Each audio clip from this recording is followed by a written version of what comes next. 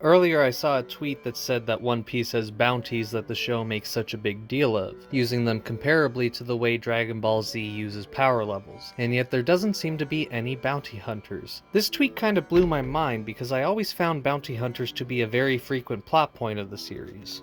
Now, if you think this video is just gonna be me saying, actually, and then listing niche characters on the One Piece wiki who have collected bounties, I think you got the wrong idea. Most bounty hunters we've seen are very highly renowned characters.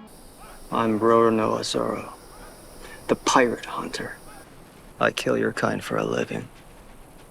Pirate hunter. But I think the reason the person who tweeted this thinks there's no bounty hunters is because most people in One Piece are never just a bounty hunter. There's only a few Spike Spiegels in the world, so to speak, that make a living off of just collecting bounties. Some are also pirates, some are also ship dismantlers, some are also part of a utopian conspiracy, some are human traffickers. Boo! Don't like it.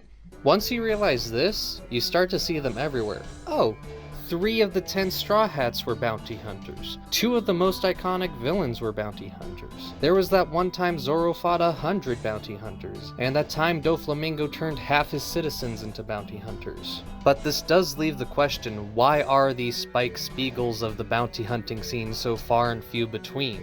Well, in Impel Down, we saw that the people imprisoned were around the range of 10 to 100 million berries, with some of the biggest bounties in level 6 being people like Ace, who have a bounty of 550 million. We can assume that some but not all of these people were brought in by bounty hunters, especially considering that Ace was one of them.